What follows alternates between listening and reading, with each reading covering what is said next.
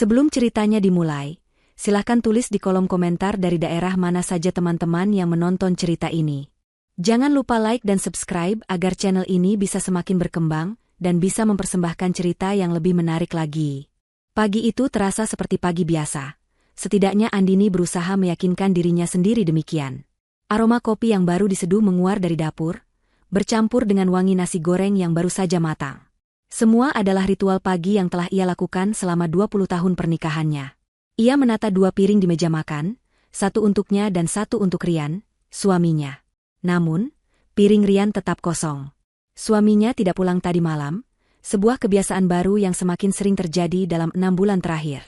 Alasan yang diberikan selalu sama, rapat mendadak, pekerjaan di luar kota, atau mengurus proyek penting yang tidak bisa ditinggal.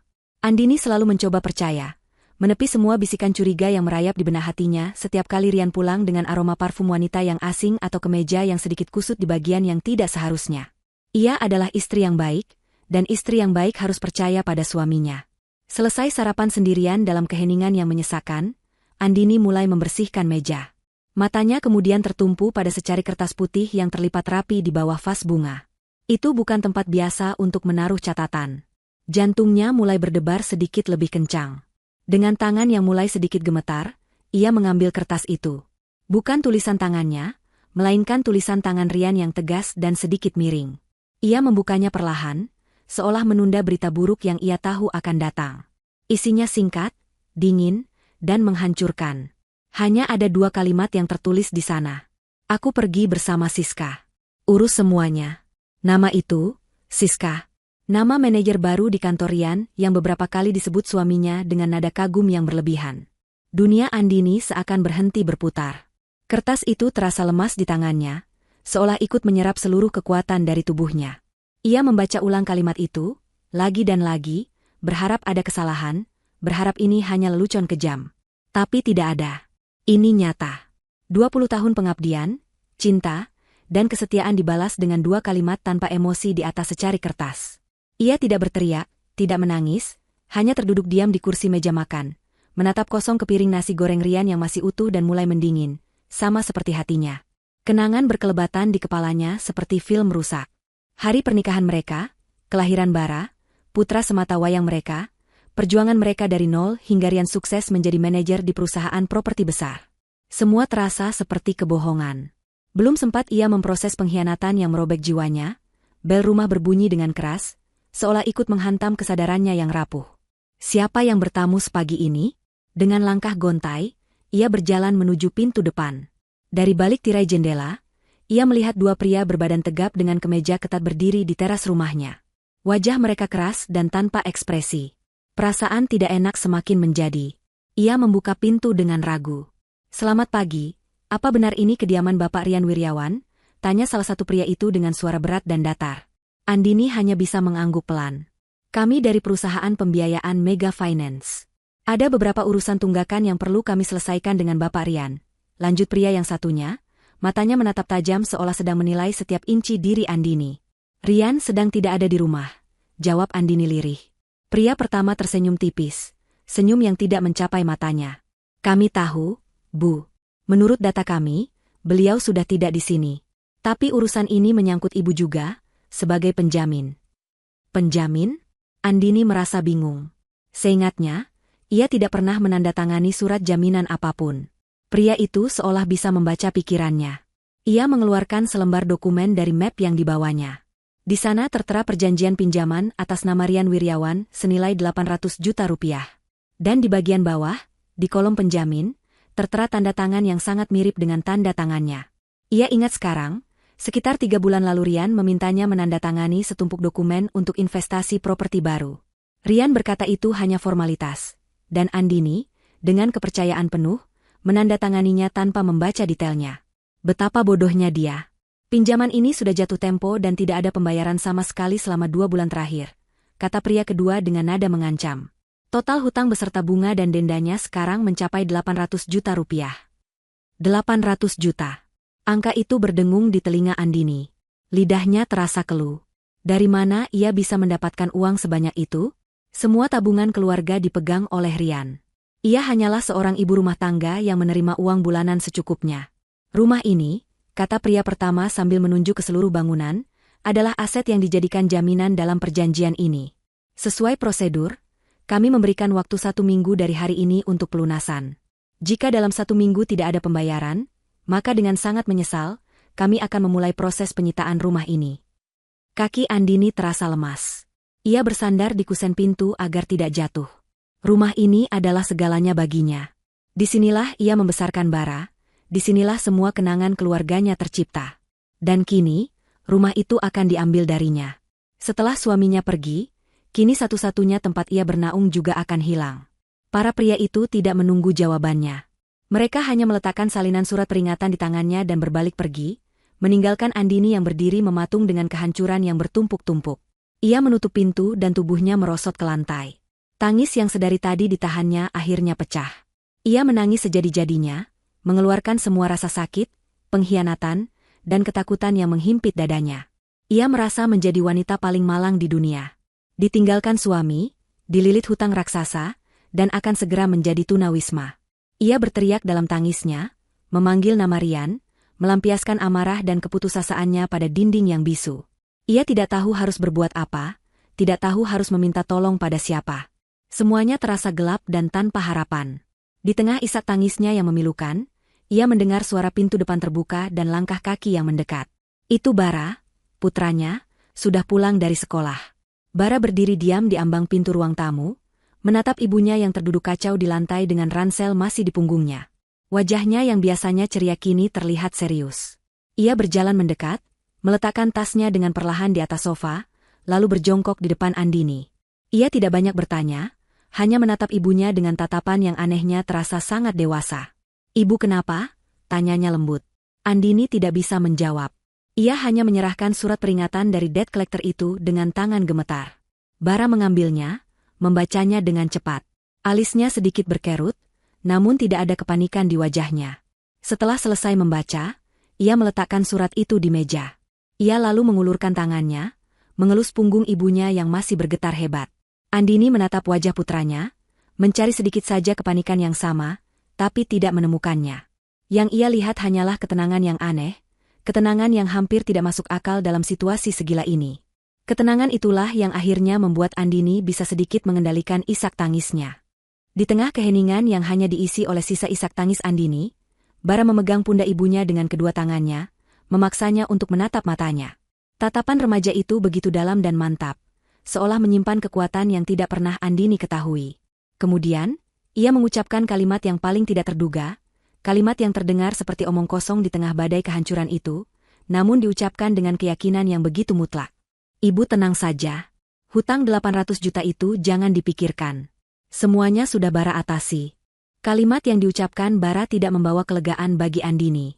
Sebaliknya, kalimat itu justru menyulut emosi lain dalam dirinya, yaitu amarah yang bercampur dengan keputusasaan. Bagaimana bisa putranya yang baru berusia 17 tahun, yang dunianya seharusnya hanya seputar sekolah, teman, dan ujian, berbicara seolah hutang 800 juta adalah masalah sepele yang sudah ia selesaikan? Kemarahan itu muncul dari rasa takutnya, dari perasaannya bahwa bahkan putranya sendiri tidak mengerti betapa dalamnya jurang kehancuran tempat mereka terperosok. "Apa maksudmu, Bara?" hardik Andini, suaranya serak karena menangis. "Kamu pikir ini apa? Masalah uang jajan? Ini 800 juta. Rumah kita akan disita. Kita akan tinggal di jalan. Dan kamu bilang sudah kamu atasi? Jangan bercanda di saat seperti ini." Andini berdiri, mondar-mandir di ruang tamu dengan gelisah. Ia menatap Bara dengan tatapan tidak percaya. Anaknya itu masih berjongkok di lantai, menatapnya dengan sabar, membiarkan semua amarah dan frustrasi ibunya tumpah ruah. Tidak ada pembelaan diri, tidak ada argumen balasan. Bara hanya diam, menunggu badai di dalam diri ibunya sedikit mereda. Sikapnya yang begitu dewasa justru membuat Andini semakin merasa terasing.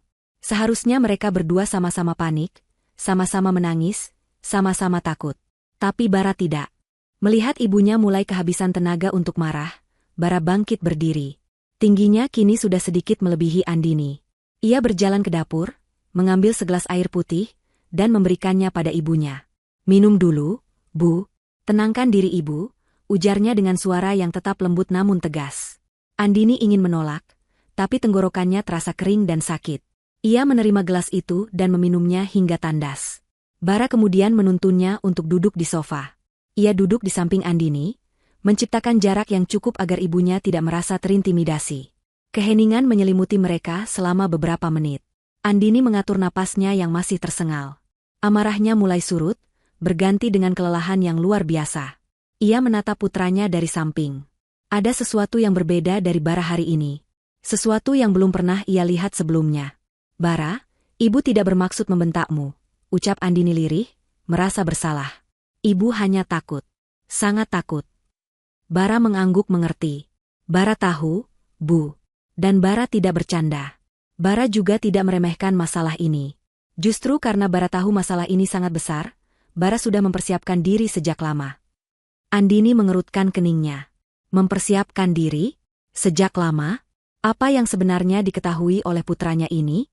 Tanpa banyak bicara lagi, Bara mengambil ranselnya, mengeluarkan laptopnya yang sudah sedikit usang namun terlihat sangat rawat. Ia meletakkannya di atas meja kopi, membukanya, dan menyalakannya. Andini hanya memperhatikan dalam diam. Ia melihat stiker-stiker aneh di belakang layar laptop Bara, stiker dengan logo bahasa pemrograman dan komunitas keamanan siber yang tidak ia mengerti artinya. Selama ini ia hanya tahu Bara adalah anak yang pintar di sekolah dan suka mengutak-atik komputer. Ia tidak pernah tahu seberapa dalam hobi putranya itu. Layar laptop menyala, menampilkan desktop yang penuh dengan folder dan ikon-ikon program yang asing bagi Andini. Jari-jari Bara menari dengan cepat di atas keyboard. Ia tidak terlihat seperti remaja yang sedang membuka media sosial atau bermain game. Ia terlihat seperti seorang profesional yang sedang bekerja. Ayah pikir dia sangat pintar. Bu, ujar Bara tanpa mengalihkan pandangannya dari layar. Dia pikir rencananya sempurna. Dia pikir kita, terutama ibu, tidak akan pernah tahu dan hanya bisa pasrah menerima nasib. Tapi dia lupa satu hal. Lupa apa? Tanya Andini pelan, rasa penasarannya mulai mengalahkan rasa takutnya. Bara berhenti mengetik. Ia menoleh ke arah ibunya. Ada sorot mata tajam yang diwarisi dari Rian, namun dipenuhi dengan kebijaksanaan yang tidak dimiliki ayahnya. Dia lupa bahwa selama ini aku selalu memperhatikannya. Dia meremehkan aku. Setelah mengatakan itu, Bara kembali fokus ke laptopnya. Dengan beberapa klik, ia membuka sebuah direktori file. Lalu, ia memutar laptop itu 180 derajat, menghadapkannya langsung ke arah Andini. Jantung Andini serasa berhenti berdetak.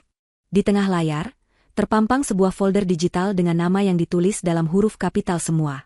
Nama itu seolah berteriak, mengkonfirmasi semua mimpi buruknya, mengubah statusnya dari korban pengkhianatan menjadi target sebuah konspirasi kejam. Nama folder itu adalah Rencana Pelarian Ayah. Mata Andini terpaku pada 4 kata itu. Rencana. Jadi ini semua bukan kecelakaan. Bukan karena Rian tiba-tiba jatuh cinta pada wanita lain dan kehilangan akal sehatnya. Ini adalah sebuah skenario yang telah dirancang dengan teliti. Hutang 800 juta itu bukan akibat dari bisnis yang gagal, melainkan sebuah bom waktu yang sengaja dipasang untuk meledak di wajahnya. Rasa sakit di hatinya berubah menjadi sesuatu yang lebih dingin dan lebih keras. Ia tidak lagi merasa seperti korban yang malang. Ia merasa seperti target yang selamat dari sebuah serangan. Apa isinya? Tanya Andini. Suaranya bergetar bukan lagi karena takut, melainkan karena campuran antara ngeri dan amarah yang mulai membara. Bara tidak langsung menjawab. Ia hanya menatap ibunya, memastikan bahwa Andini sudah cukup kuat untuk melihat kebenaran yang jauh lebih buruk di balik pengkhianatan sederhana. Ia melihat secercah kekuatan baru di mata ibunya, kilatan baja yang menggantikan air mata. Setelah yakin ibunya siap, Bara mengulurkan tangannya dan dengan satu klik ganda, ia membuka folder neraka itu, bersiap untuk menunjukkan pada ibunya betapa busuknya pria yang telah mereka berdua cintai dan hormati selama ini. Isi folder itu akan menjadi awal dari akhir penderitaan mereka, dan awal dari sebuah pembalasan yang tidak pernah Rian bayangkan sekalipun. Dengan satu klik ganda dari jari telunjuk Bara, folder bernama Rencana Pelarian Ayah terbuka. Jantung Andini seakan diremas saat melihat isinya. Itu bukanlah kumpulan foto atau dokumen acak. Folder itu terorganisir dengan rapi dan dingin, seperti sebuah proyek bisnis. Ada beberapa file di dalamnya dengan nama-nama yang membuat perutnya mual, jadwal transfer aset XLSX, daftar properti likuidasi doc, opsi identitas baru PDF, dan beberapa folder lain yang diberi label nama-nama bank asing. Ini adalah sebuah mahakarya kejahatan yang dirancang oleh suaminya sendiri. Setiap file adalah paku yang menancap di peti mati pernikahan mereka. Bara, bagaimana kamu bisa mendapatkan semua ini? bisik Andini, suaranya nyaris tak terdengar. Matanya tidak bisa lepas dari layar laptop, terpaku pada bukti pengkhianatan yang begitu sistematis. Bara menarik napas dalam-dalam, bersiap untuk menceritakan kisah yang telah ia simpan sendiri selama berbulan-bulan. Semuanya dimulai sekitar 6 bulan yang lalu. Bu, katanya, suaranya pelan dan mantap. Awalnya hanya perasaan aneh. Ayah mulai berubah. Dia jadi sangat protektif dengan ponsel dan laptopnya. Dulu, kita bisa memakai laptop keluarga bergantian, tapi tiba-tiba ayah memasang password dan berkata laptop itu khusus untuk pekerjaan penting. Andini mengingatnya. Ia pikir Rian hanya sedang stres karena pekerjaan. Ia bahkan sering membuatkan suaminya teh jahe hangat saat Rian bekerja hingga larut malam di depan laptop itu. Betapa naifnya dia. Kecurigaan pertamaku benar-benar muncul saat aku butuh laptop itu untuk tugas sekolah yang penting. Laptopku sedang rusak. Aku meminta izin pada ayah, tapi dia langsung marah. Dia bilang datanya sangat rahasia dan tidak boleh ada yang menyentuhnya. Caranya merebut laptop itu dari tanganku. Tatapannya, itu bukan tatapan ayah yang aku kenal. Itu tatapan orang asing yang ketakutan. Bara berhenti sejenak, menelan ludah. Sejak malam itu, aku mulai memperhatikan. Aku mendengar telepon-teleponnya yang aneh di garasi saat tengah malam. Dia tidak pernah menyebut nama, hanya dia atau kamu. Suaranya berbeda, Bu. Bukan suara tegas seorang manajer atau suara lembut seorang suami. Suaranya terdengar licik. Aku pernah mendengar sepintas dia berkata, tenang saja, dia tidak akan curiga sedikitpun. Dia terlalu sibuk mengurus rumah. Setiap kata yang diucapkan Bara adalah belati yang mengiris hati Andini. Ia telah dibicarakan seperti itu, dianggap sebodoh itu oleh pria yang tidur seranjang dengannya setiap malam. Puncaknya adalah saat aku tidak sengaja melihat notifikasi di ponselnya yang tergeletak di meja. Notifikasi dari aplikasi perbankan yang aku tidak kenal namanya. Saat aku bertanya, ayah bilang itu aplikasi untuk investasi kantor. Tapi aku sempat mencari nama aplikasi itu di internet. Itu adalah aplikasi untuk jual beli aset digital. Sejak saat itu, aku tahu ada sesuatu yang sangat salah.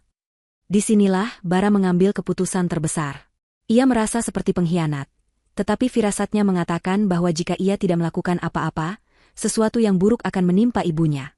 Aku merasa sangat bersalah, Bu.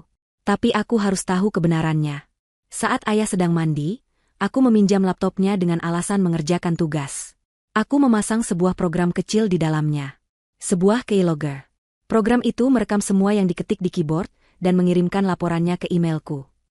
Andini terkesiap. Putranya yang pendiam dan penurut ternyata memiliki sisi lain yang tidak pernah ia duga.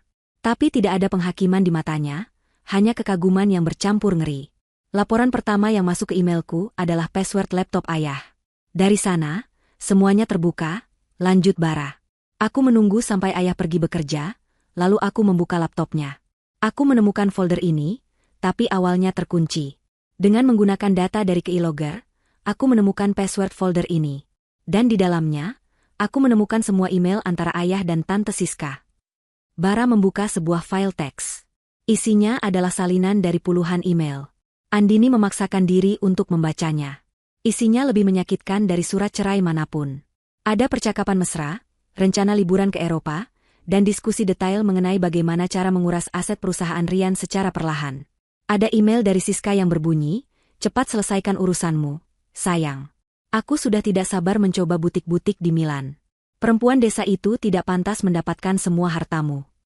Dan balasan dari Rian yang membuat darah Andini mendidih. Sabar, cintaku. Tinggal satu langkah lagi. Pinjaman besar terakhir cair minggu depan. Setelah itu, aku akan tinggalkan dia dengan hutang yang akan membuatnya sibuk seumur hidup. Dia tidak akan punya waktu atau uang untuk mengejar kita. Kita akan bebas. Air mata yang tadinya sudah kering kini mengancam untuk turun lagi, tetapi kali ini bukan air mata kesedihan. Ini adalah air mata amarah. Ia telah diperdaya, dihina, dan direncanakan untuk dihancurkan secara finansial dan mental.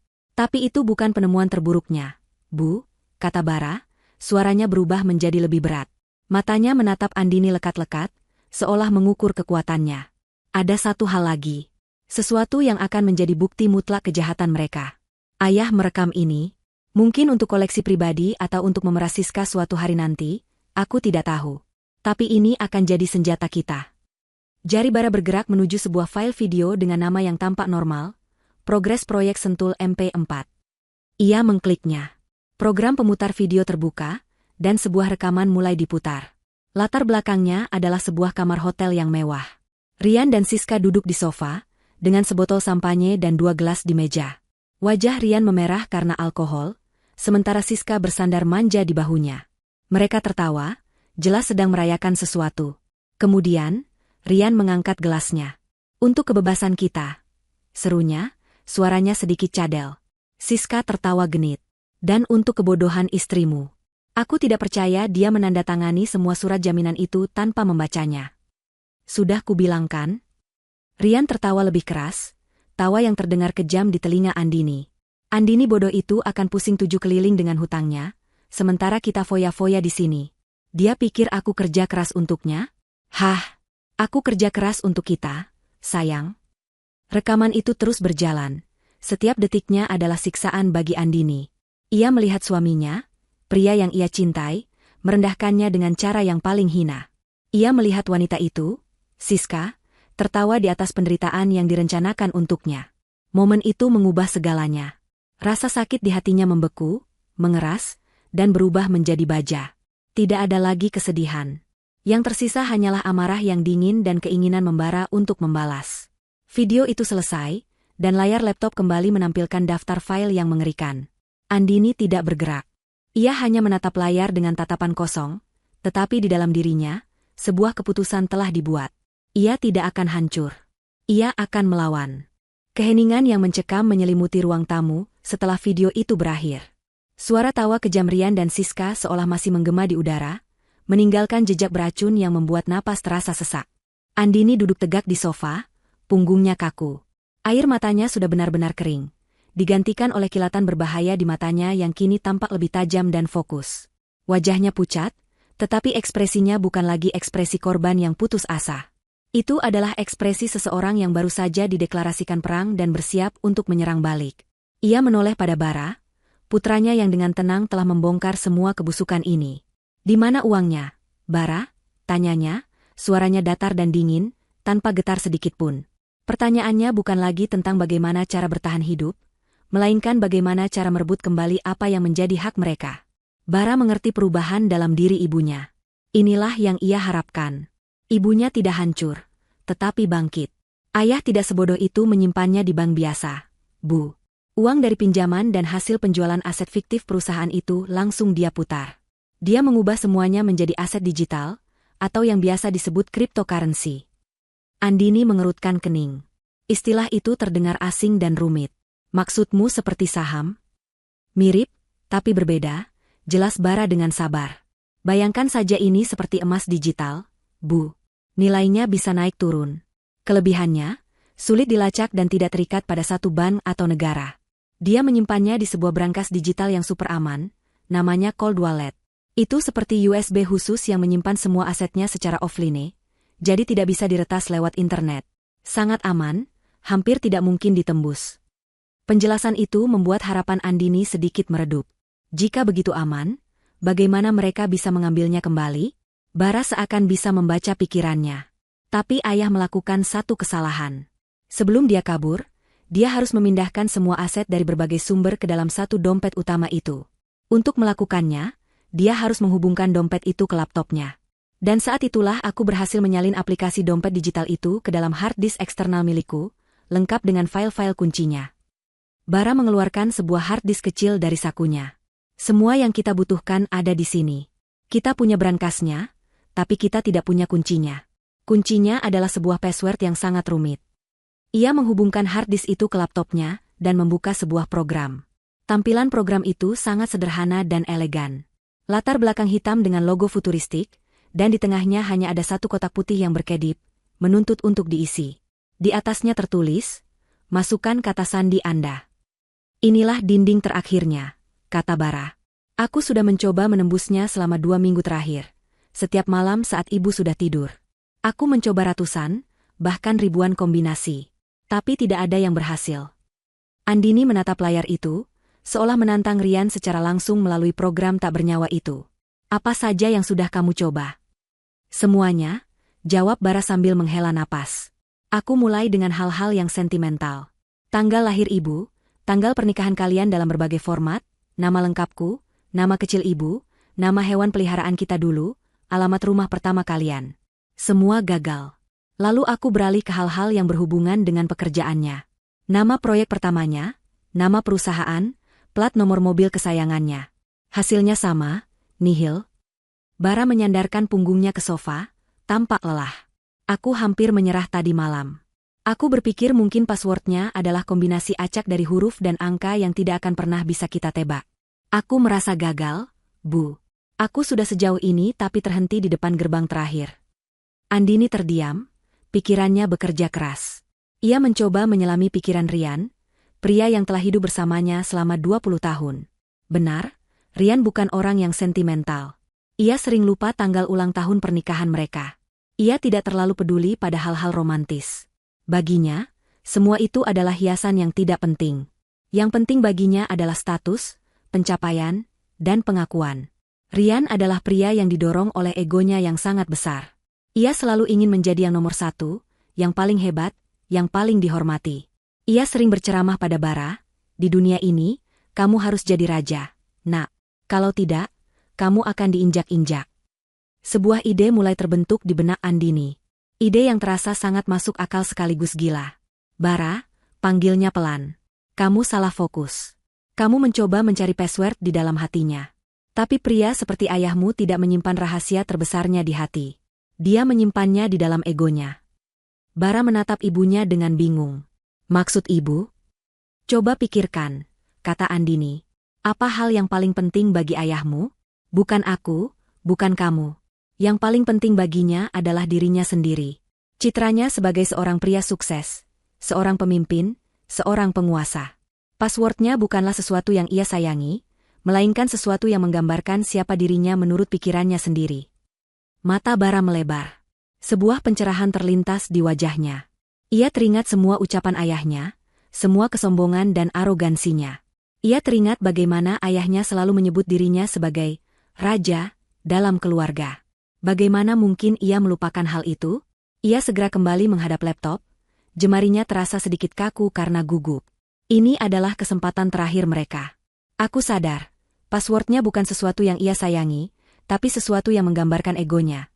Bisik Bara, lebih pada dirinya sendiri, mengulangi kata-kata ibunya seolah itu adalah sebuah mantera.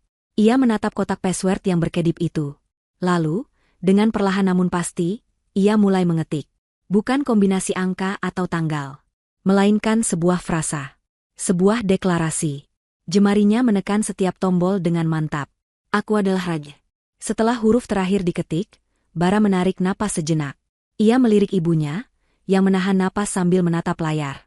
Dengan satu gerakan terakhir yang mantap, Bara menekan tombol Enter. Untuk sesaat, tidak ada yang terjadi. Layar program itu membeku. Jantung Andini dan Bara seakan berhenti berdetak.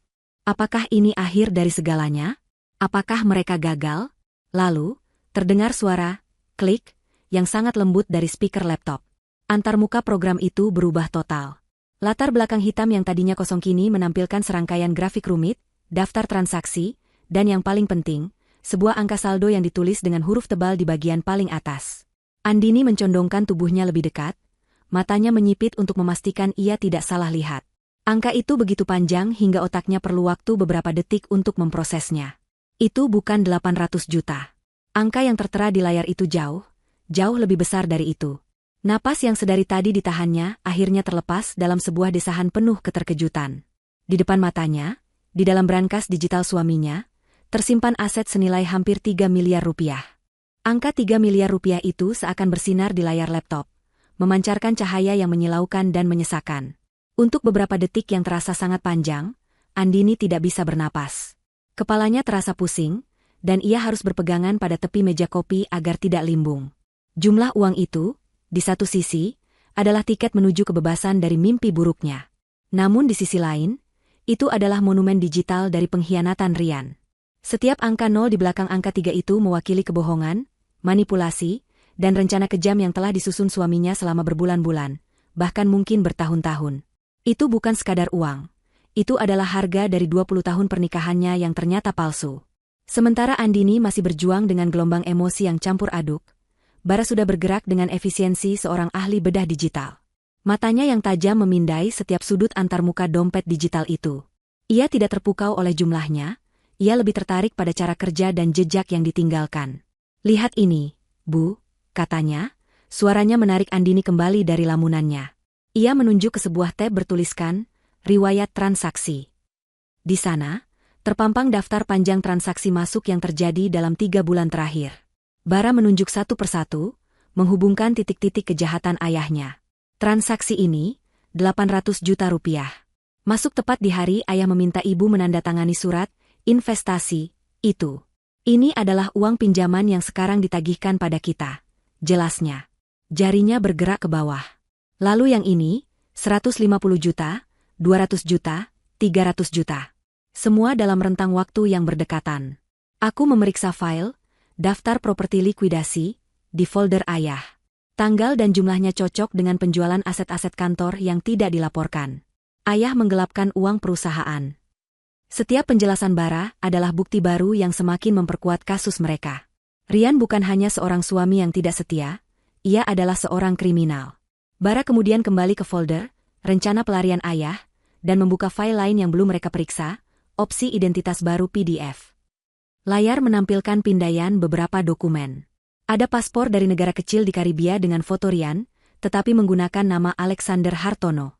Ada juga akta pendirian perusahaan cangkang di Panama, yang didirikan untuk mencuci uang hasil kejahatannya agar terlihat sah. Rian telah merencanakan segalanya dengan begitu detail. Ia tidak hanya ingin kabur, ia ingin menghapus jejaknya dan terlahir kembali sebagai orang lain, orang kaya raya yang terhormat di belahan dunia lain. Andini merasakan hawa dingin merayap di punggungnya. Pria yang ia nikahi ternyata adalah orang asing yang sama sekali tidak ia kenal. Dia bahkan sudah menyiapkan alibinya, kata Bara dengan nada getir. Ia membuka sebuah dokumen Word terakhir yang berjudul Prosedur Keamanan Aset Doc. Isinya bukan dokumen teknis, melainkan sebuah naskah. Naskah percakapan yang Rian tulis untuk dirinya sendiri, berisi panduan langkah demi langkah tentang cara melaporkan dompet digitalnya sebagai korban peretasan setelah ia berhasil menarik semua uangnya. Di sana tertulis poin-poin seperti, tunjukkan kepanikan yang wajar saat melapor ke polisi, sebutkan kemungkinan peretas dari Eropa Timur untuk mengalihkan kecurigaan, buat jejak digital palsu seolah-olah ada upaya login dari alamat IP asing. Rian tidak hanya mencuri dan kabur, ia sedang membangun sebuah narasi di mana ia adalah korban. Sebuah sandiwara yang dirancang untuk memberinya simpati sekaligus membersihkan namanya dari uang haram yang ia bawa. Amarah Andini mencapai puncaknya. "Cukup sudah. Pria itu tidak boleh dibiarkan menang. Kita harus mengambil semua uang itu sekarang. Bara, pindahkan ke rekening ibu secepatnya," desak Andini, suaranya tajam dan mendesak. Namun, Bara menggelengkan kepalanya. Wajahnya terlihat serius. "Tidak bisa, Bu. Tidak sekarang. Ada satu masalah besar." "Masalah apa lagi?" Bara mengarahkan perhatian Andini kembali ke antarmuka dompet digital itu. Ia mengklik tab, keamanan. Di sana, ada beberapa lapisan proteksi. Tapi satu hal yang menarik perhatiannya. Sebuah notifikasi berwarna kuning dengan ikon jam pasir. Bara membacanya dengan suara keras. Protokol keamanan perangkat baru aktif. Untuk melindungi aset Anda dari akses tidak sah, verifikasi biometrik akan diwajibkan untuk semua transaksi penarikan. Fitur ini akan aktif sepenuhnya dalam waktu 72 jam. Andini menatapnya bingung. Apa artinya itu? Artinya, Bara menjelaskan dengan perlahan agar ibunya mengerti, ayah pasti sudah menyiapkan ponsel baru atau perangkat lain di tempat persembunyiannya untuk mengakses dompet ini. Saat dia menghubungkan perangkat barunya itu, sistem keamanan dompet secara otomatis mengunci semua transaksi penarikan selama 3 hari. Ini adalah fitur standar untuk mencegah pencuri langsung menguras isinya jika perangkat asli dicuri. Selama 72 jam ke depan, tidak ada seorang pun yang bisa menarik uang dari sini. Baik kita, maupun ayah. Wajah Andini kembali pucat.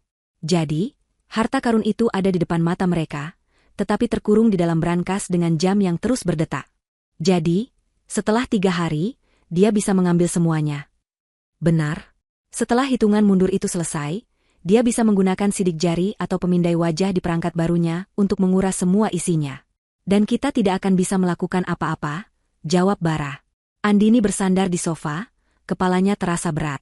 Mereka hanya diberi jendela harapan sesaat, sebelum jendela itu ditutup kembali. Mereka punya waktu 3 hari sebelum semua uang itu hilang selamanya. Tetapi selama 3 hari itu pula, mereka tidak bisa berbuat apa-apa.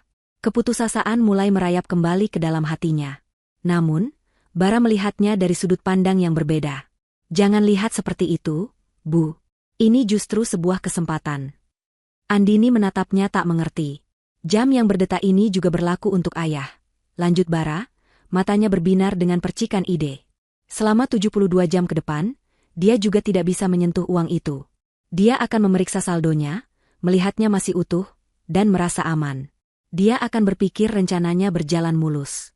Dia tidak tahu bahwa kita sudah berada di dalam brankasnya, hanya menunggu waktu yang tepat untuk menyerang. Kita punya waktu 3 hari untuk merencanakan langkah kita dengan sempurna. Perlahan, Andini mulai memahami maksud putranya. Ini bukanlah jalan buntu. Ini adalah gencatan senjata yang tidak direncanakan. 3 hari. Waktu yang cukup untuk mengubah posisi mereka dari korban yang panik menjadi pemburu yang sabar dan penuh perhitungan. Waktu yang cukup untuk menyusun sebuah rencana pembalasan yang tidak hanya akan menyelamatkan mereka, tetapi juga akan memberikan pelajaran yang tidak akan pernah Rian lupakan seumur hidupnya. Hitungan mundur 72 jam itu tidak membuat Andini panik. Sebaliknya, tenggat waktu itu justru menjadi cambuk yang membangkitkan sisi dirinya yang telah lama tertidur. Sisi yang tegas, penuh perhitungan, dan tidak kenal takut. Ia menatap Bara, yang dengan cerdas telah memberinya peta dan kunci menuju medan perang. Kini, giliran dirinya yang menjadi jenderal untuk mengatur strategi. Naluri pertamanya adalah mengikuti saran Bara untuk tetap tenang dan berpikir. Mengambil uang itu secara membabi buta hanya akan menimbulkan masalah hukum baru. Mereka harus melakukannya dengan cara yang cerdas, bersih, dan legal. Kita butuh bantuan profesional.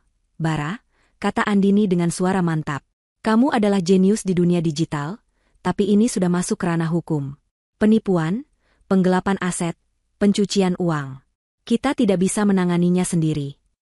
Bara mengangguk setuju. Ia telah melakukan tugasnya dengan membawa mereka sejauh ini. Sekarang, mereka butuh ahli di bidang yang berbeda. Andini memejamkan mata sejenak, memutar otaknya, mencari nama dari masa lalunya. Tiba-tiba, sebuah nama muncul. Ratna. Seorang teman lamanya semasa kuliah yang kini menjadi pengacara sukses. Terkenal dengan otaknya yang tajam dan reputasinya sebagai pengacara perceraian yang tidak pernah kalah. Mereka sudah lama tidak berkomunikasi, tetapi Andini tahu Ratna adalah satu-satunya orang yang ia percaya bisa menangani kasus rumit ini. Tanpa ragu, ia mencari nomor telepon firma hukum milik Ratna di internet dan langsung meneleponnya. Setelah menjelaskan secara singkat urgensi situasinya, ia berhasil mendapatkan janji temu di sore hari itu juga. Bara, siapkan semua buktinya. Salin ke dalam sebuah flash disk. Jangan ada yang tertinggal, perintahnya.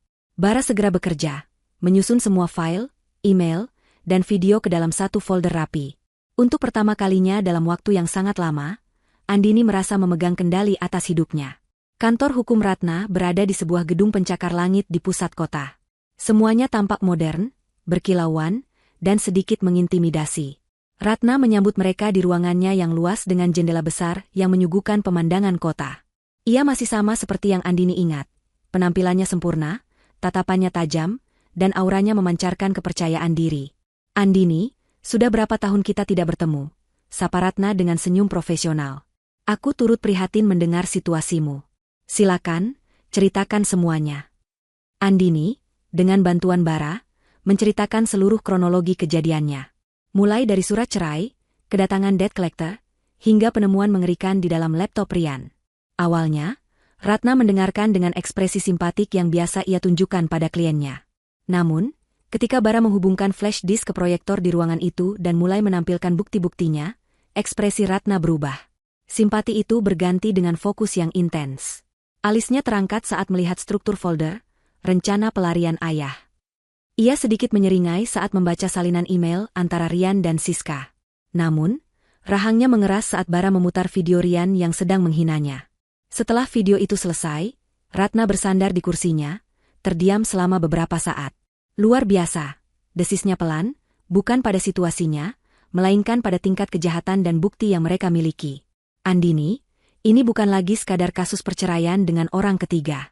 Ini adalah kasus penipuan dan penggelapan berencana dengan bukti digital kelas A suamimu, atau lebih tepatnya calon mantan suamimu, sangat arogan sampai-sampai ia mendokumentasikan kejahatannya sendiri. Ia kemudian menatap Bara dengan tatapan kagum. Dan kamu, anak muda. Kamu luar biasa. Kamu baru saja memberikan kita semua amunisi yang kita butuhkan untuk memenangkan perang ini. Ratna kemudian berjalan ke arah papan tulis putih di ruangannya. Baiklah, sekarang lupakan cara berpikir sebagai korban. Kita akan menyusun strategi serangan balik. Ia mengambil spidol dan mulai menulis. Pertama, katanya, masalah hutang 800 juta itu. Insting pertama kalian pasti ingin melunasinya dengan uang dari dompet digital itu, kan? Jangan lakukan itu. Andini dan Bara saling berpandangan. Kenapa? Tanya Andini. Karena Rian pasti memantau dompet itu, jawab Ratna. Jika ada pergerakan uang keluar sedikit pun sebelum waktu tunggunya habis, ia akan curiga dan bisa mempercepat rencananya atau mempersulit kita. Kita harus membuatnya tetap merasa aman dan nyaman di persembunyiannya. Kita harus membuatnya percaya bahwa rencananya berjalan sempurna, dan kamu sedang menangis panik di rumah. Strategi itu terdengar cerdas sekaligus kejam. Andini menyukainya. Jadi, apa yang harus kita lakukan? Tanya Andini. Besok pagi, kata Ratna dengan senyum licik, kita akan datangi perusahaan pembiayaan itu. Dan kita akan lunasi seluruh hutang 800 juta itu. Lunas. Tunai. Tapi, pakai uang dari mana? Pakai uangku, jawab Ratna enteng. Anggap saja ini pinjaman lunak dari firmaku untuk klien prioritas. Kita akan buat seolah-olah kamu berhasil mengumpulkan uang dari pinjaman keluarga dan menjual semua perhiasanmu. Ini akan membuatmu terlihat seperti korban yang bertanggung jawab di mata hukum, sekaligus mengirimkan sinyal yang salah pada Rian. Dia akan berpikir kamu sudah kehabisan segalanya. Rencana itu brilian. Dengan satu langkah, mereka bisa mengamankan rumah, memperbaiki citra Andini, dan menidurkan kewaspadaan musuh mereka. Langkah kedua, lanjut Ratna, kita menunggu. Kita biarkan jam itu terus berdetak. 60 jam, 40 jam, 24 jam. Selama waktu itu, Bara, tugasmu adalah mempersiapkan segalanya untuk melakukan transfer kilat. Pastikan tidak ada celah. Dan aku akan menyiapkan sebuah rekening aman atas nama Andini yang tidak terhubung dengan akun perbankan lamanya. Ia kemudian berjalan mendekati meja dan menatap Andini lekat-lekat. Matanya berkilat penuh semangat. Lalu, inilah bagian terbaiknya, bisik Ratna, seolah berbagi rahasia besar. Kita tidak akan menunggu sampai detik terakhir. Tepat di jam ke-71, 1 jam sebelum kunci biometrik Rian aktif, Bara akan menekan tombol Enter. Dalam hitungan menit, seluruh 3 miliar rupiah itu akan berpindah dari dompetnya ke rekening aman milikmu. Saat Rian bangun dengan penuh kemenangan, bersiap untuk mengakses harta karunnya, yang akan ia temukan hanyalah saldo nol besar dan debu digital. Kita tidak hanya akan mengambil kembali apa yang menjadi hakmu, kita akan melakukannya dengan cara yang paling elegan, paling legal, dan paling menghancurkan egonya. Sebuah senyum dingin yang belum pernah ia rasakan sebelumnya perlahan terukir di wajah Andini. Rencana ini sempurna. Ini bukan lagi soal uang. Ini soal keadilan. Ini soal merebut kembali kehormatan yang telah diinjak-injak. Di ruangan yang dingin ber-AC itu, di bawah bimbingan seorang pengacara yang lihai, sang ibu rumah tangga yang hancur hati telah sepenuhnya berubah menjadi seorang wanita yang siap berperang. Dan ia tahu, ia akan memenangkan perang ini. Keesokan paginya, matahari terbit dengan warna yang berbeda bagi Andini. Itu bukan lagi cahaya pucat yang menyoroti keputusasaannya, melainkan fajar keemasan yang menandai dimulainya serangan balasan. Ia tidak lagi memakai daster kusam yang telah menjadi seragam kesedihannya. Pagi itu, ia memilih blus terbaiknya, merias wajahnya dengan tipis namun tegas, dan menatap pantulan dirinya di cermin dengan tatapan yang tidak pernah ia miliki sebelumnya. Tatapan seorang wanita yang tidak akan diremehkan lagi. Tepat pukul 9 pagi, ia tiba di kantor perusahaan pembiayaan Mega Finance. Kali ini, ia tidak datang sendirian dengan langkah gontai. Ia diapit oleh seorang asisten hukum muda yang dikirim oleh Ratna, seorang pria rapi bernama Daniel, yang membawa sebuah koper kulit. Mereka berjalan melewati resepsionis dan langsung meminta untuk bertemu dengan manajer penagihan. Dua pria berbadan tegap yang kemarin mendatanginya dengan angkuh kini berdiri di sudut ruangan, menatapnya dengan campuran rasa ingin tahu dan curiga. Saat manajer itu datang dan duduk di hadapan mereka, Andini tidak banyak bicara. Ia membiarkan Daniel yang mengambil alih. Selamat pagi, Pak. Kami di sini mewakili Ibu Andini untuk menyelesaikan seluruh kewajiban pinjaman atas nama Bapak Rian Wiryawan, kata Daniel dengan tenang sambil membuka kopernya. Ia mengeluarkan setumpuk dokumen dan sebuah cek manajer. Total pokok beserta bunga dan denda adalah 800 juta rupiah. Benar. Manajer itu mengangguk, masih sedikit bingung dengan perubahan situasi yang drastis. Matanya melirik ke arah Andini, seolah mencari tanda-tanda kepanikan seperti kemarin, namun tidak menemukannya. Daniel meletakkan cek itu di atas meja. Ini, cek senilai 800 juta rupiah. Mohon diperiksa dan segera proses surat pelunasannya beserta pencabutan sita jaminan atas properti klien kami. Mata manajer itu dan kedua anak buahnya melebar saat melihat angka yang tertera di cek. Mereka saling berpandangan, tak percaya. Kemarin wanita ini menangis histeris di depan pintu rumahnya. Hari ini ia datang dengan pengacara dan melunasi hutang sebesar itu seolah-olah itu bukan apa-apa. Mereka mengambil cek itu, memeriksanya dengan teliti, dan setelah melakukan konfirmasi ke bank, wajah mereka berubah dari curiga menjadi hormat. Proses administrasi yang biasanya memakan waktu lama tiba-tiba menjadi sangat cepat dan efisien. Kurang dari 1 jam kemudian, Andini sudah memegang surat keterangan lunas di tangannya. Dokumen itu terasa lebih berharga dari emas. Rumahnya aman. Fondasi hidupnya telah ia rebut kembali. Saat berjalan keluar dari gedung itu, Andini bisa merasakan tatapan para debt collector di punggungnya. Tatapan yang bukan lagi ancaman, melainkan kekaguman. Itu adalah kemenangan kecil pertamanya, dan rasanya sangat manis. 2 hari berikutnya terasa seperti keheningan sebelum badai. Andini dan Bara menjalani hari-hari mereka seperti biasa, tetapi ada energi listrik di udara yang mereka berdua rasakan. Mereka membersihkan rumah, memasak, dan menonton televisi, tetapi pikiran mereka terpaku pada jam digital yang terus berdetak mundur di layar laptop Bara. Setiap jam yang berlalu, ketegangan semakin meningkat. Bara sudah mempersiapkan segalanya. Skrip transfer sudah ia tulis, jalur transaksi sudah ia enkripsi berlapis-lapis, dan rekening aman yang disiapkan Ratna sudah siap menerima dana. Semua hanya tinggal menunggu satu klik. Malam penentuan itu akhirnya tiba. 1 jam sebelum tenggat waktu 72 jam berakhir. Ruang tamu mereka gelap, hanya diterangi oleh cahaya keperakan dari layar laptop di atas meja. Andini duduk di samping Bara, jantungnya berdebar kencang di dalam dadanya. Ini adalah momen puncaknya. Seluruh masa depan mereka bergantung pada beberapa detik ke depan. Sudah siap, Bu, bisik Bara, jemarinya sudah berada di atas mouse.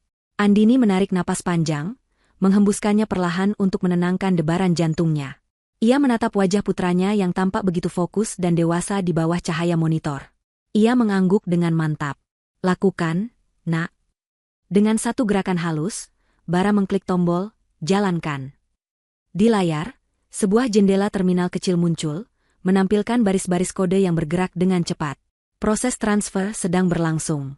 Mereka berdua menatap layar tanpa berkedip. Sebuah baris kemajuan perlahan terisi, dari 0%, 10%, 30%. Terasa seperti selamanya. Lalu, di antarmuka dompet digital Rian, angka saldo yang tadinya fantastis mulai bergerak. Angka itu berputar mundur dengan kecepatan yang mengerikan, seperti mesin hitung yang rusak. 3 miliar, 2,5 miliar, 1 miliar, 500 juta. Terus turun hingga akhirnya berhenti di satu angka yang paling indah yang pernah Andini lihat. 0. Beberapa detik kemudian, sebuah notifikasi muncul di sudut kanan bawah layar.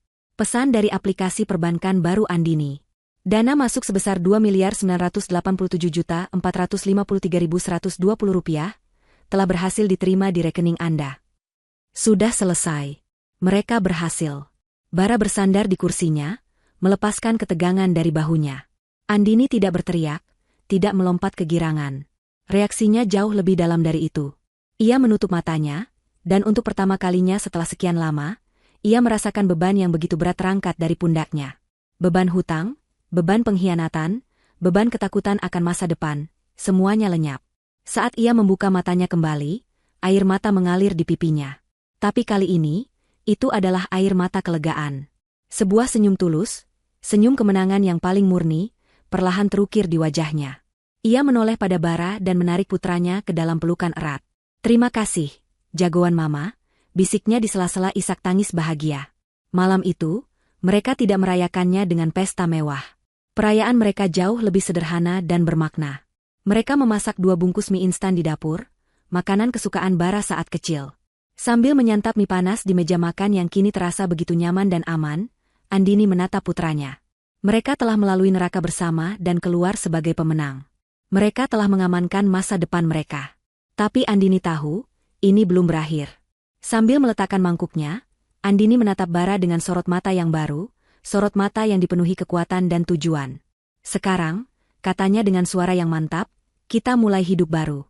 Dan kita pastikan, ayahmu mendapatkan apa yang pantas dia terima. 6 bulan kemudian, suasana di rumah Andini telah berubah total. Aroma masakan yang lezat kini bukan lagi hanya untuk keluarga, melainkan menguar setiap hari untuk puluhan, bahkan ratusan pelanggan. Rumah yang nyaris disita itu, kini telah bertransformasi menjadi markas dari sebuah bisnis kuliner yang sedang naik daun. Di halaman depan, sebuah papan nama elegan terpasang, Dapur Bahagia Andini.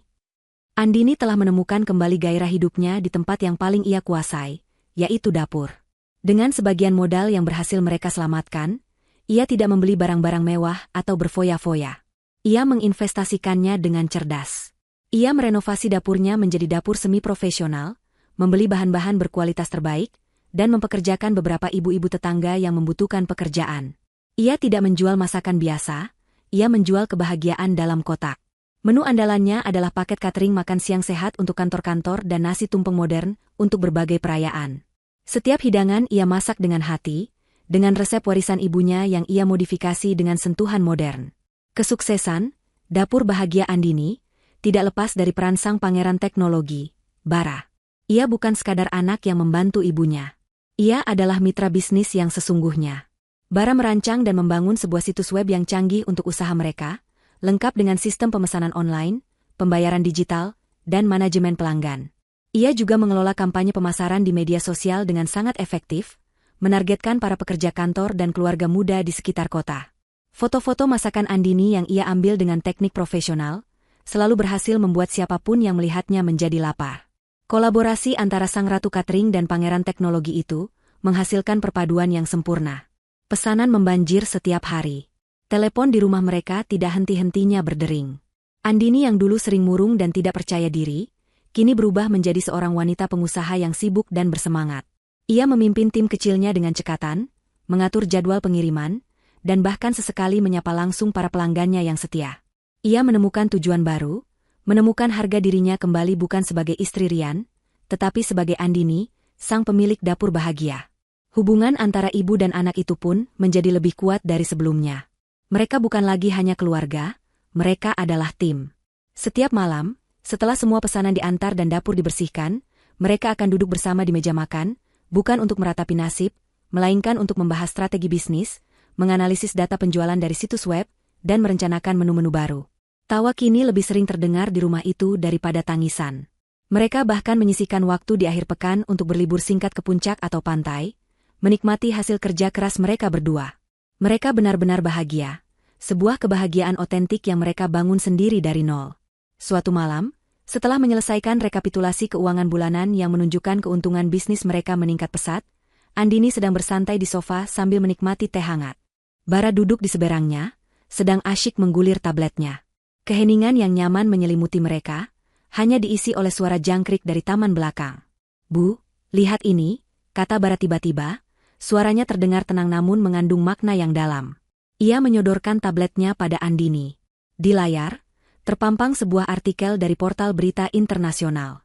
Judulnya ditulis dalam bahasa Inggris, tetapi Andini bisa langsung mengenali satu nama di sana. Judul itu berbunyi, Indonesian Businessman Reports Sophisticated Hacking Incident, Loses Millions in Digital Assets. Dengan jantung yang sedikit berdebar, Andini membaca artikel itu. Di sana, ada foto Rian yang diambil dari akun media sosial lamanya, tampak jauh lebih kurus dan kuyu. Artikel itu mengutip pernyataan Rian yang mengaku telah menjadi korban sindikat peretas internasional. Ia mengklaim seluruh dana investasinya yang disimpan dalam dompet digital super aman telah dicuri tanpa jejak. Ia mendesak pihak berwenang di negara tempatnya bersembunyi untuk melakukan investigasi. Namun, artikel itu juga menambahkan satu paragraf penting di bagian akhir, menyebutkan bahwa pihak berwenang setempat cenderung skeptis terhadap klaim tersebut, karena sifat aset digital yang sulit dilacak dan tidak adanya bukti peretasan yang konkret.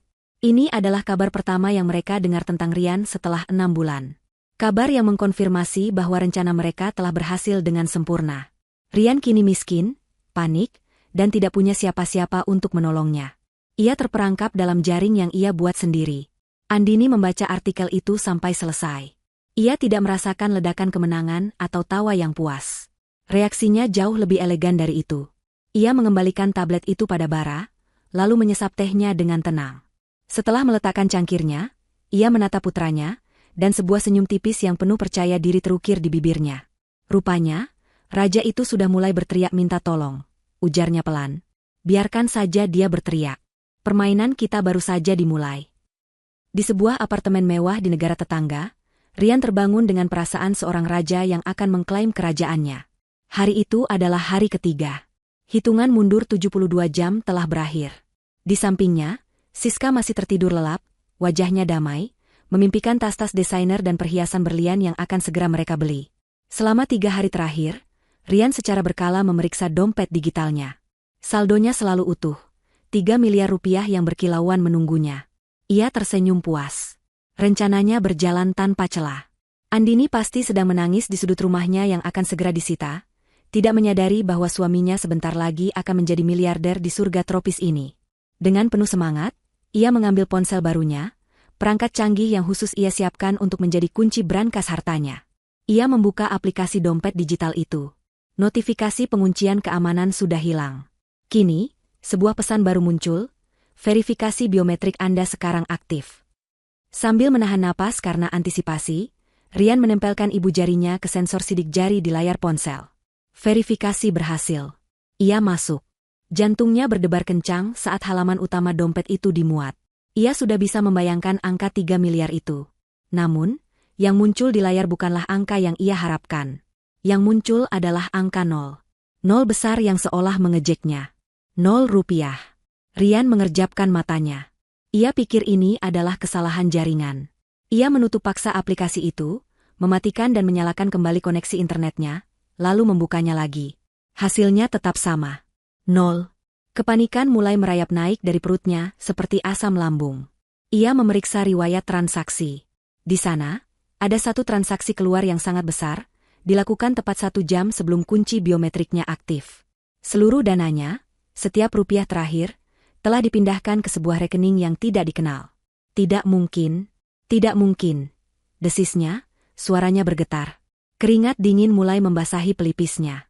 Ia mengguncang-guncang tubuh Siska dengan kasar. Bangun, Siska, bangun. Siska terbangun dengan kaget. Ada apa, sayang? Kenapa kamu panik? Tanyanya dengan suara serak. Uangnya hilang. Semuanya hilang. Teriak Rian, wajahnya pucat pasi. Siska butuh beberapa detik untuk memproses informasi itu. Awalnya ia tidak percaya, mengira Rian hanya bercanda. Tapi melihat kepanikan yang nyata di mata Rian, senyumnya lenyap. Hilang bagaimana? Bukankah kamu bilang dompet itu tidak mungkin diretas? Hubungan mereka yang dibangun di atas pondasi uang dan keserakahan mulai retak di detik itu juga. Cinta dan kemesraan yang palsu menguap, digantikan oleh rasa takut dan saling menyalahkan. Hari-hari berikutnya adalah neraka. Sisa uang tunai yang mereka bawa untuk biaya hidup sehari-hari mulai menipis dengan cepat. Rian menghabiskan waktunya dengan panik, mencoba menghubungi layanan pelanggan dompet digital itu, yang tentu saja tidak bisa berbuat apa-apa. Ia melapor ke polisi setempat sebagai korban peretasan, tetapi seperti yang sudah diramalkan oleh Bu Ratna, mereka skeptis dan prosesnya berjalan sangat lambat. Pertengkaran antara Rian dan Siska menjadi menu harian mereka. Siska, yang mimpinya untuk hidup mewah hancur berkeping-keping, tidak henti-hentinya menghina Rian. Aku meninggalkan segalanya untukmu, dan kamu memberiku ini?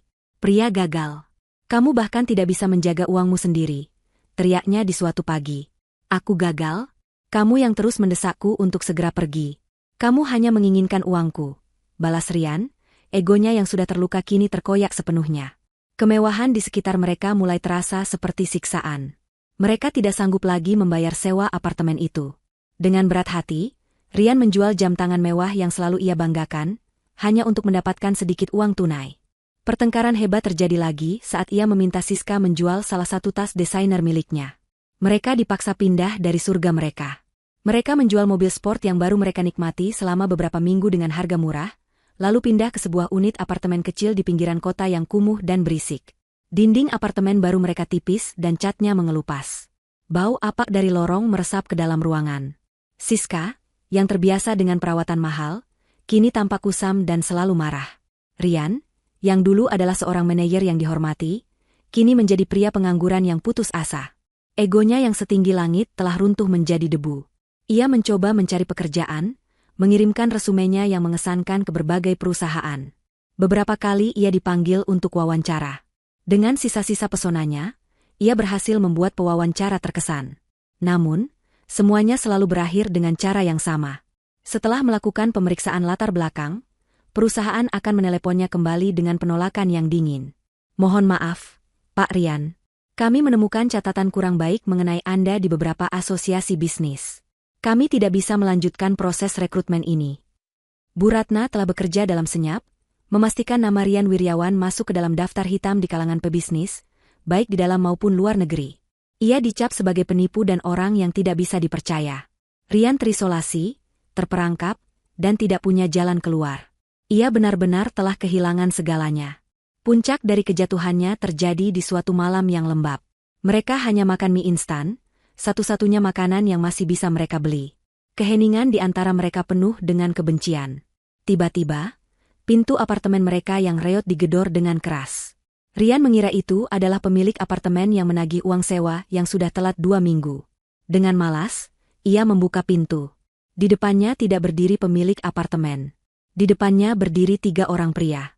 2 berseragam polisi lokal, dan 1 lagi berpenampilan necis dengan wajah tegas yang menatapnya tajam. Pria itu menunjukkan sebuah lencana dan surat perintah. Rian Wiryawan, tanyanya dalam bahasa Inggris. Saya detektif dari Divisi Kejahatan Komersial. Kami bekerja sama dengan Kepolisian Negara Republik Indonesia. Anda ditahan atas tuduhan penggelapan dana perusahaan, pemalsuan dokumen, dan penipuan. Waktu seakan berhenti bagi Rian. Kakinya terasa seperti jeli. Dari balik bahu Rian, Siska menatap dengan mata terbelalak, wajahnya pucat pasi.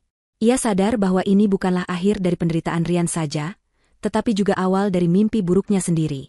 Saat borgol dingin itu diklik mengunci pergelangan tangannya, Rian akhirnya mengerti. Ini bukanlah hasil dari sebuah peretasan. Ini adalah sebuah pembalasan. Pembalasan yang dirancang dengan sempurna oleh istri dan anak yang telah ia remehkan. 1 tahun kemudian, Dapur Bahagia Andini bukan lagi sekadar usaha catering rumahan. Bisnis itu telah meledak menjadi sebuah jenama kuliner yang disegani di kota itu. Hari itu adalah hari peresmian cabang ketiga mereka, sebuah restoran dan kafe cantik di salah satu jalan paling strategis di kota. Tempat itu ramai dipenuhi oleh para tamu undangan, food blogger, dan wartawan dari media lokal. Bunga-bunga ucapan selamat berjejer di depan pintu masuk, mengirimkan aroma wangi yang bercampur dengan harumnya kopi dan kue yang baru dipanggang. Andini berdiri di panggung kecil yang disiapkan di sudut restoran. Ia tidak lagi terlihat seperti ibu rumah tangga yang rapuh. Ia adalah seorang CEO yang anggun dan percaya diri. Dalam balutan gaun batik modern yang elegan, ia memancarkan aura kesuksesan dan kebahagiaan. Di sampingnya berdiri Bara, yang kini telah tumbuh menjadi seorang pemuda tampan dan cerdas.